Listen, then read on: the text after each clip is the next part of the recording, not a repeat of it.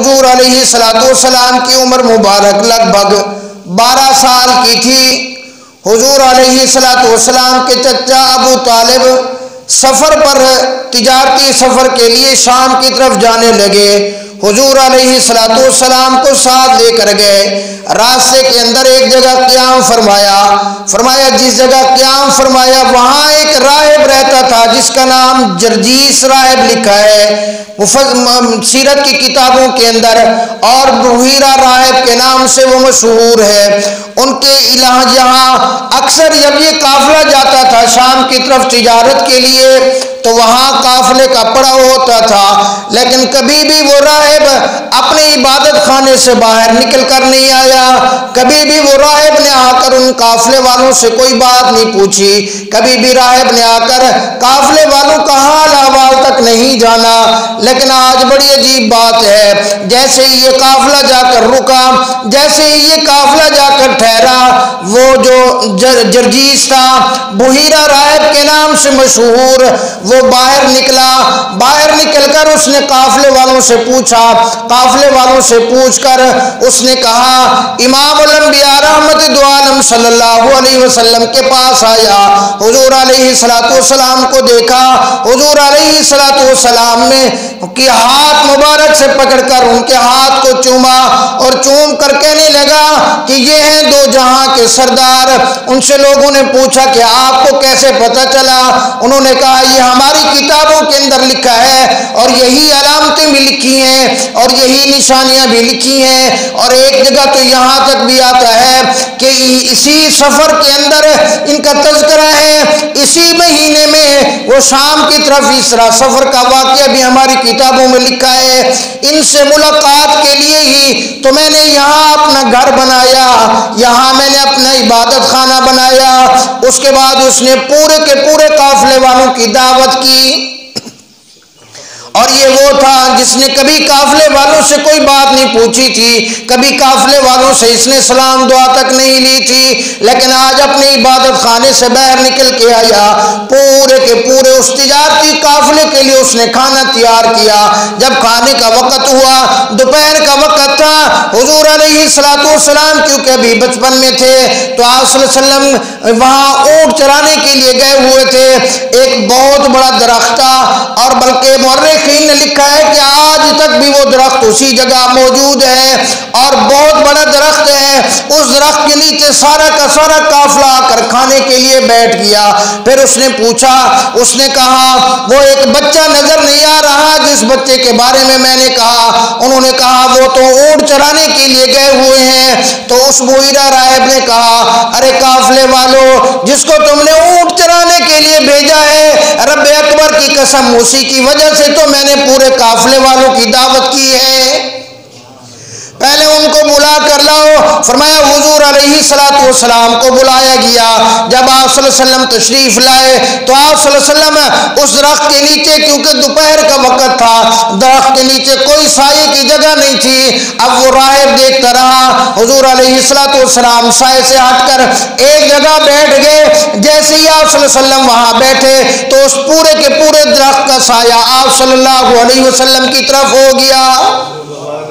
تو اس بحیرہ راہب نے قافلے والوں کو کہا او قافلے والوں، دیکھ لو ان کی برکتیں، دیکھ لو میں نے جو کہا تھا کہ یہ سردار دو جہاں ہیں، یہی ہیں کہ جن کی وجہ سے یہ کائنات بنی ہے، یہی ہیں کہ جن کی وجہ سے اللہ نے آپ کو اور مجھے یہ زندگی عطا فرمائی ہے، یہی ہیں کہ جن کی وجہ سے یہ کائنات سجائی گئی ہے۔ فرمایا پھر اس نے کہا کہ آپ کو نہیں پتا، آپ کو تو نہیں معلوم ہوا، میں نے دیکھا کہ جب آپ یہاں آئے ہیں میں نے کہا دیکھا کہ سارے کے سارے درخت، سارے کے سارے ارد گرد کے پہاڑ، سارے کے سارے ارد گرد کی چیزیں میں نے دیکھا کہ ان کو سلام کر رہی ہیں اور ان کی طرف جھک رہی ہیں۔ اس کے بعد اس نے کھانا کھلایا، کھانا کھلانے کے بعد وہ کہنے لگا میں نے دیکھ لیا، میں نے اپنے عبادت خانے سے دیکھا کہ ایک آسمان کے اوپر بادل کا ایک ٹکڑا ہے جو ساتھ ساتھ چل رہا ہے۔ مجھے پتہ چل گیا کہ بہت بڑی کوئی ہستی ہے جن کی وجہ سے، جن کے اوپر دھوپ اللہ نہیں آنے دیتے، ان کے ساتھ ساتھ یہ بادل کی بدلی چلتی ہے تاکہ ان کے اوپر دھوپ کی گرمی نہ پڑے۔ اس نے کھانا کھلایا. کھانا کھلانے کے بعد اس نے کہا ہے قریش کی جماعت مجھے یہ بتاؤ کہ ان کا جو والی ہے وہ کون ہے, یہ کن کی ولایت کے اندر ہے, یہ کن کے ماتحت ہیں. تو انہوں نے لوگوں نے کہا یہ ابو طالب کی طرف اشارہ کر کے بتایا یہ ابو طالب کے ساتھ ہے. تو اس نے حضرت ابو طالب خواجہ ابو طالب کو کہا کہ میں آپ کو اللہ کا واسطہ دے کے کہتا ہوں کہ آپ اس بچے کو آگے روم کی طرف نہ لے جائیں. رومی لشکر نکلے ہوئے ہیں, وہ ان کو تلاش کر رہے ہیں, ان کی کئی جماعتیں بن کر دنیا میں ان کو ڈھونڈ رہی ہیں ان کو قتل کرنے کے لیے. آپ مہربانی کریں ان کو واپس لے جائیں. ابھی وہ یہی بات کہہ رہا تھا, اس نے سامنے دیکھا 7 ایسے آدمی جو رومی لشکر سے تھے, روم کے فوجی تھے, وہ ادھر قریب ہی آ رہے تھے. جب وہ قریب آئے تو آ کر اس بحیرہ راہب سے امام الانبیاء صلی اللہ علیہ وسلم کے بارے میں پوچھا. تو اس بحیرہ راہب نے کہا آپ کیوں پوچھنا چاہتے ہو, آپ یہ باتیں کیوں پوچھ رہے ہو؟ انہوں نے کہا ہماری کتابوں میں لکھا ہے کہ وہ جو آخری پیغمبر بن کے آئیں گے, وہ جو آخری نبی بن کے آئیں گے, اسی مہینے کے اندر وہ اسی راستے سے سفر کریں گے. ہم اپنی کتابوں کے مطابق اسی سفر کے اوپر ہماری کئی جماعتیں نکل چکی ہیں تاکہ ہم ان کو ڈھونڈ کر ان کو قتل کر دیں. تو بحیرہ راہب نے ان کو سمجھایا, ان کو کہا دیکھو جس چیز کا اللہ تعالیٰ نے ارادہ کر لیا ہے, جو چیز اللہ کرنا چاہتے ہیں تم اس کو روک نہیں سکتے, جو چیز اللہ کرنا چاہے تم اس کا مقابلہ نہیں کر سکتے.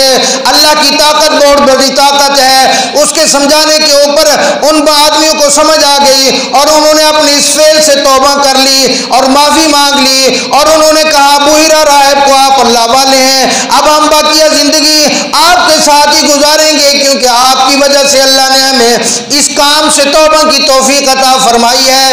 اس کے بعد حضور علیہ السلام کے چچا خواجہ ابو طالب کو اس راہب نے کہا تو ابو طالب کی بھی سمجھ میں آ گئی. ابو طالب نے امام الانبیاء صلی اللہ علیہ وسلم کو, اور بڑی عجیب بات سیرت کی کتابوں میں لکھا ہے, اس سفر کے اندر امام الانبیاء صلی اللہ علیہ وسلم کے ساتھ بچپن یار غار یار مزار سیدنا ابو بکر صدیق بھی ساتھ تھے. حضور علیہ السلام کی عمر مبارک 12 سال ہے, سیدنا ابو بکر صدیق رضی اللہ تعالیٰ عنہ کی عمر مبارک اس وقت 10 سال کی تھی. اور بڑی عجیب بات اس سفر کے اندر حضور علیہ السلام کے ہمیشہ مؤذن رہنے والے حضرت بلال حبشی رضی اللہ تعالیٰ عنہ بھی ساتھ تھے, اور ان تینوں کو امام الانبیاء صلی اللہ علیہ وسلم کو, حضرت ابو بکر صدیق رضی اللہ تعالیٰ عنہ کو, حضرت بلال حبشی رضی اللہ تعالیٰ عنہ کو, ان تینوں کو واپس بھیج دیا گیا. ایک روایت میں تو یہاں تک بھی لکھا ہے, علامہ ادریس کاندھوی رحمۃ اللہ علیہ نے فرمایا کہ خواجہ ابو طالب بھی واپس اپنے بھتیجے کو لے کر, سیدنا ابو بکر صدیق کو لے کر, حضرت بلال حبشی کو لے کر واپس مکہ مکرمہ کی طرف روانہ ہو گئے. اور واپس روانہ ہوتے وقت اس بحیرہ راہب نے حضور علیہ السلام کے لیے کچھ تحفے تحائف پیش کیے, کچھ کھانے کا سامان بھی پیش کیا زاد راہ کے لیے. اس میں روٹی بھی لکھی ہے, اس میں زیتون کا تیل بھی لکھا ہے, اس میں کچھ اور چیزیں بھی تھی. وہ بحیرہ راہب نے حضور علیہ السلام کی خدمت میں پیش کی اور حضور علیہ السلام واپسی تشریف لے آئے. اب امام الانبیاء صلی اللہ علیہ وسلم مکہ مکرمہ میں تشریف لے